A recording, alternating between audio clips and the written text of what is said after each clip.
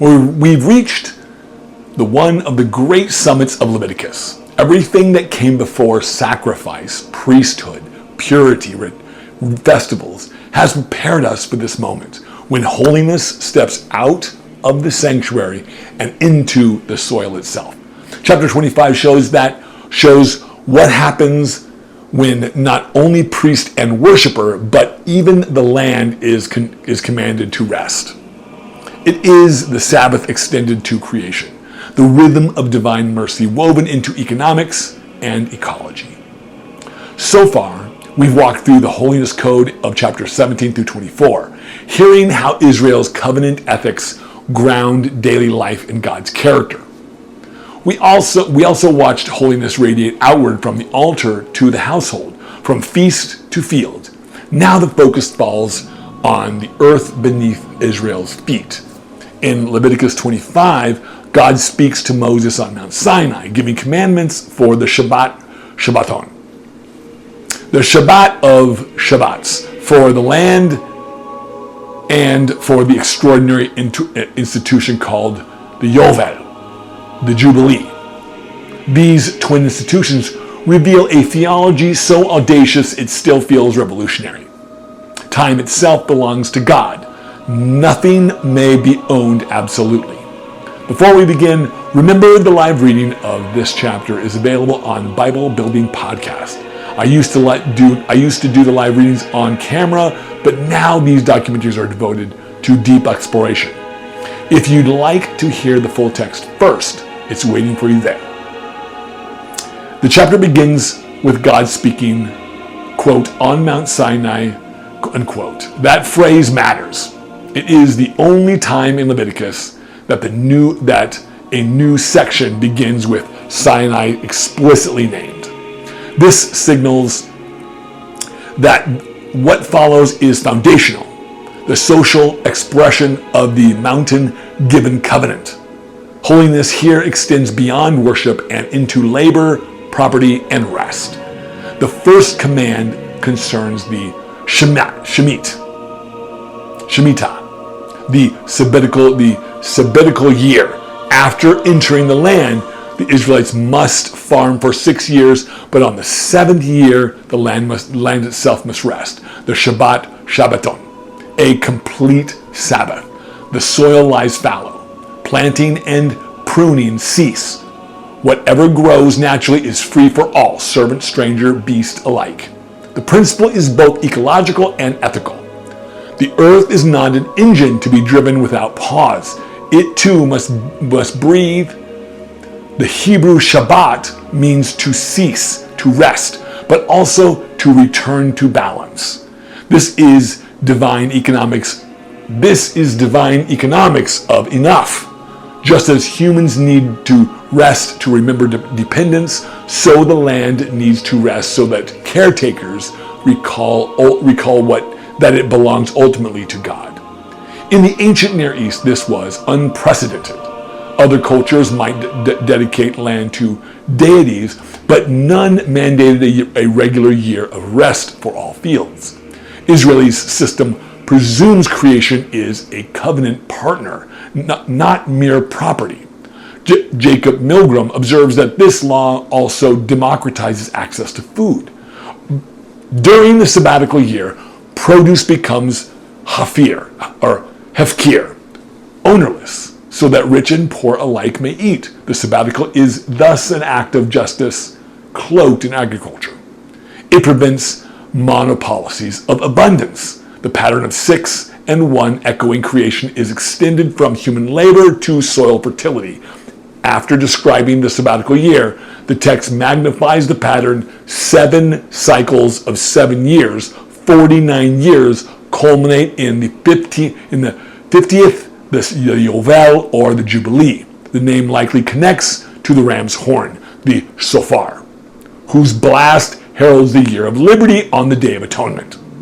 When the horn sounds, the fields return to their original family. Debtors go free, and indentured servants regain liberty. Land, labor, life, all reset. Here, theology becomes unmistakable. Ownership is temporary. stewardship is lasting. God declares, quote, "The land shall not be sold in perpetuity, for the land is mine. You are strangers and sojourners with me." The Hebrew term gerim vashomim echoes Israel's own memory of slavery. Now nationhood must learn humility. The Jubilee enacts it. Practically, Jubilee curbs generational poverty and permanent class stratification. No family loses inheritance forever. No debt enslaves indefinitely. Every 50 years, the land breathes out human claims. Economists might call it redistribution. Theologians call it institutional grace. Yet the chapter's genius lies not only in economics, but in its vision of time. The calendar itself becomes sacramental. Every week contains a holy day. Every seventh year, a holy year. Every 7 sevenths culminates in release. The sevens pattern is the DNA of creation. To live within it is to synchronize with God's cadence. Let's consider the Hebrew vocabulary. The term redemption is jeholah, recovery, restoration, buying back what was lost. The agent is goel, a kinsman redeemer. In Israelite law, this figure redeems property or frees kin from debt. The word bears emotional weight. Redemption is rescue, not mere transgression. Later, Jewish theology uses gula for national redemption. Christian theology appropriates it for spiritual deliverance. But in Leviticus 25, it is concrete. A brother helps a brother reclaim his future. The text presents provisions. If a man becomes poor and sells part of his land, he, goel, redeems it. If no redeemer exists, but his fortune improves later, he may redeem it himself by paying proportional value. Failing that, the land returns at Jubilee. Thus, the economy embeds mercy within its structure. It honors both personal responsibility and structural grace. A parallel rule governs houses in walled cities, but with nuance. Such houses may be redeemed within 1 year. If not, the buyer keeps them permanently. Rural houses, by contrast, return in the Jubilee. Now, why the distinction? Because urban property is human constructed, while agricultural land partakes in the divine fertility cycle. The holiness of soil is unique. Then we find humane treatment for those sold into servitude. If an Israelite becomes poor and sells himself to another Israelite, that master must treat him not as chattel, but as hired laborer, sakir. He serves until Jubilee, when he and his children go free. The text argues, quote, "For they are my servants whom I brought out of Egypt. They shall not be sold as slaves," unquote. The Hebrew evt is used with tension here. Israel may employ labor, but it must never replicate Egypt. Freedom remains the memory that defines covenant identity. Foreign slaves are treated differently, reflecting ancient economic realities. But even then, the Sabbath principle limits exploitation. Every person belongs to God first, never to another. The phrase, quote, "the land is mine," in Hebrew, ki haaretz, ki le haaretz, is among Scripture's most radical lines. Li expresses intimacy, mine to me. God is not a distant owner, but intimate proprietor. Israel is tenant and guest. This redefines the moral universe. Property rights become stewardship obligations. Productivity becomes participation in divine generosity. From a historical vantage, scholars debate whether Jubilee was ever fully practiced. Evidence of systemic observance is scant.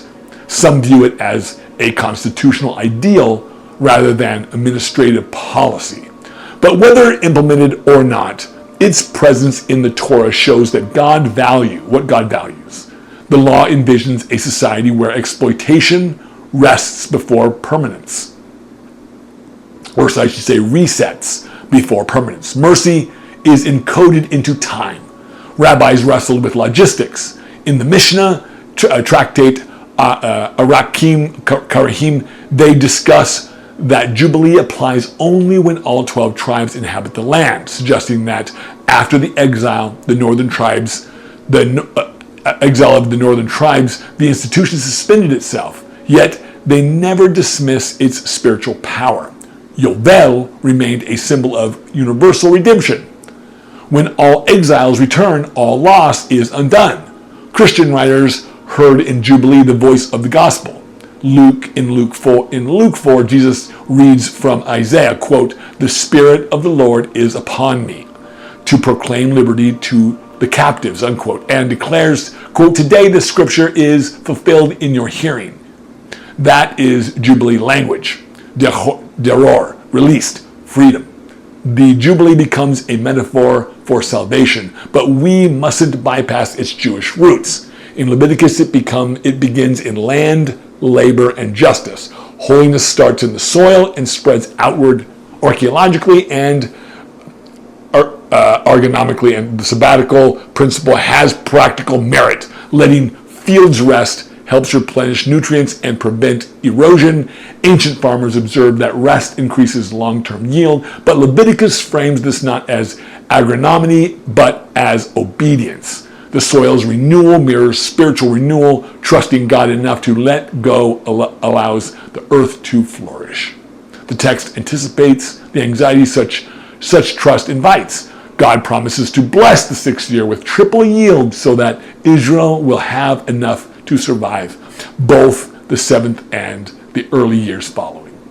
The Bekrakah blessing is built into the rhythm of restraint.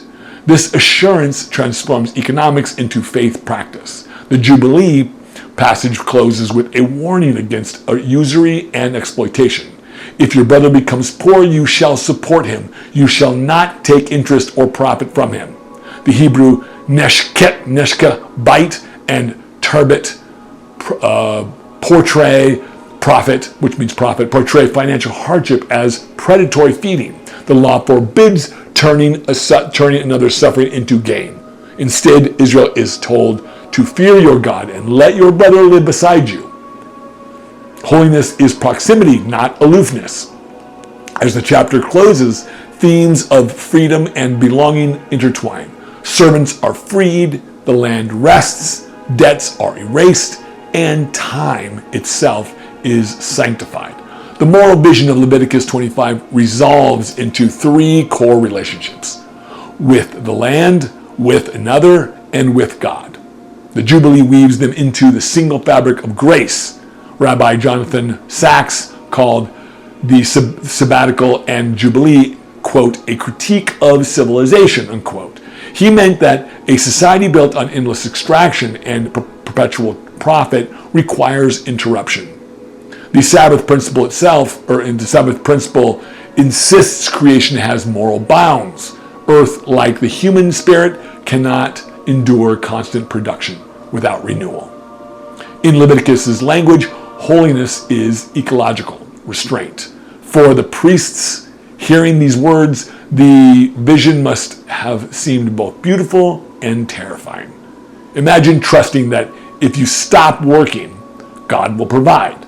Imagine releasing debt and property every 50 years and believing abundance will return. Yet Sinai's purpose was to form a people capable of trust. Egypt's economy was a pyramid built on slavery. God's is a circle built on rest. The Jubilee, the Yovel, thus stands as Leviticus's crown. It unifies spiritual and social, mystical and mundane. To worship God is to practice justice. To care for the land and neighbor is to echo the Creator's rest. Every field becomes a sanctuary, every harvest, thanksgiving, every debt canceled, a small resurrection. The Christian imagination later extended this to the cosmic scale. The, quote, Jubilee of creation, when all things reconcile. Yet the Jewish reading keeps it grounded in earth and community. Holiness measured in neighborlessness.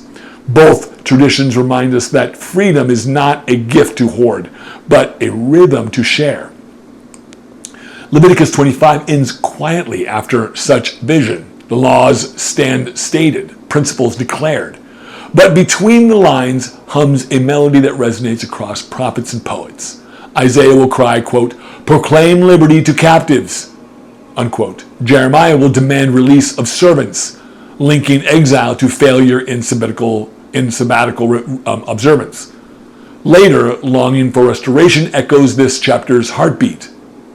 The pattern of sevens becomes the cadence of redemption. If Leviticus 24 showed us how speech can shatter holiness, Leviticus 25 also shows how time can heal it. Holiness becomes a presence of rest, restoration, and right relationship, not just the absence of sin. So what does this mean for us?